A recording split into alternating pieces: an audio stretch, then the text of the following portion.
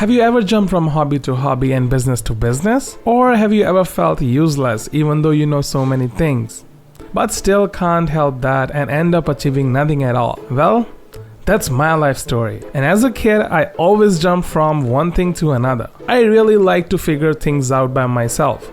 As YouTube was available when I grew up, so I would just search something and learn it enough to work with it and eventually dump it for something more interesting. Turns out that habit is still all over my adult life. And we have a word for it: the shiny object syndrome. Now, I don't mind learning a lot of things, which I will use someday in life. But as a grown-up, I have bills to pay. And this habit has been a nightmare to manage.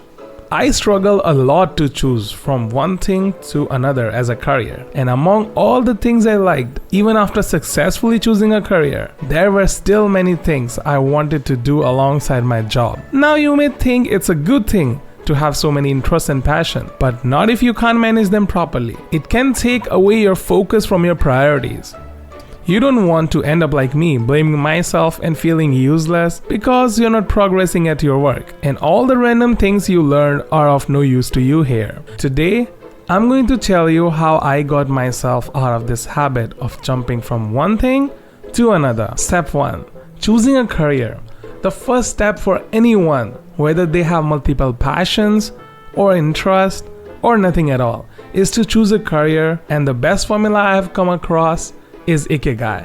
It works for anyone. For those of you who don't know what Ikigai means, it's a Japanese concept that refers to a passion that gives value and joy to your life. That's the passion you want to choose to follow, to make a career out of. In the middle of this diagram is the Ikigai, which is the combination of all these elements. In my opinion, Ikigai is an excellent formula for choosing the right passion as a career. For me, being a YouTuber checks all the boxes in the Ikigai diagram.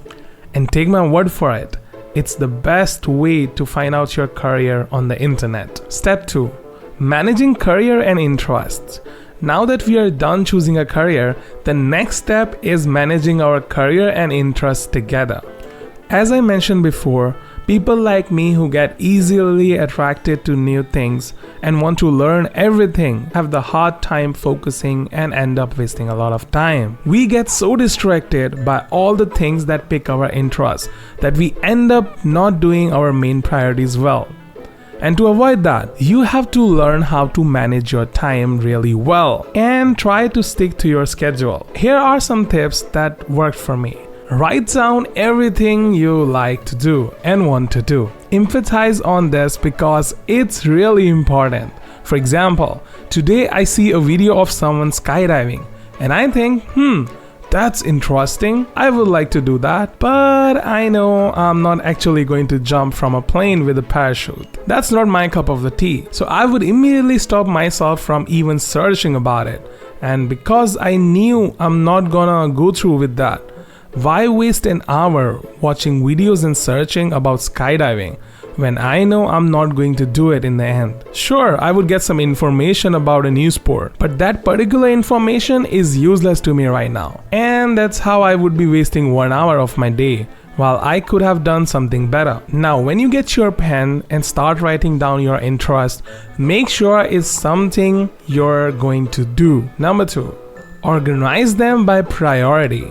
Which one of the things you are interested in are more important to you or need to be learned faster? Put those at the top of your list. If your list is really long, you have to postpone some of them for later. For example, if you have 10 things you are interested in doing, you can just put 5 of them in your next 3-month schedule and only focus on them.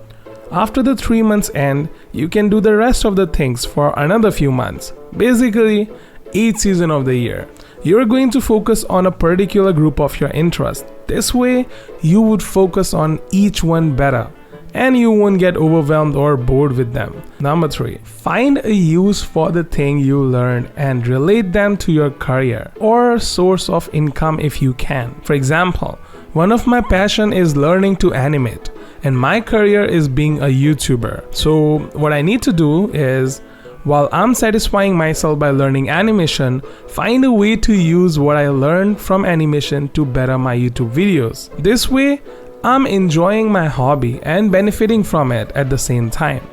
It will not motivate me to work more, but also make me feel like satisfied with my work. I no longer feel bad for spending time on my hobbies because they are benefiting me in their own way. Number 4. Schedule your day. We all know how time passes so fast without us even realizing it.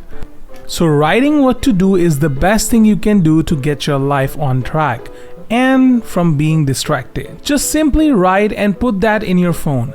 And now you know what you have to do today. Treat things like a must-do schedule and you will never be lost. You can simply go ahead and check your schedule. It also helps you to get a sense of urgency about what you need to get done according to your needs. The best thing you can do is start your day by working early in the morning, and then you can have the rest of the day to yourself. If something happens in the middle of the day, your plan won't hurt much because you already did most of the things in the morning. Another thing I recommend is not to use your phone first thing in the morning. It can affect your day and productivity a lot without you even realizing it. And the best thing is to start your day by doing something that uses your brain. You can read a newspaper, you can watch some news or stories or anything that uses your brain. There is a lot of science behind this, but I won't get into that because that is a topic for another day. Number 5. You don't need to learn everything. You don't need to master or excel in all the things you're interested in.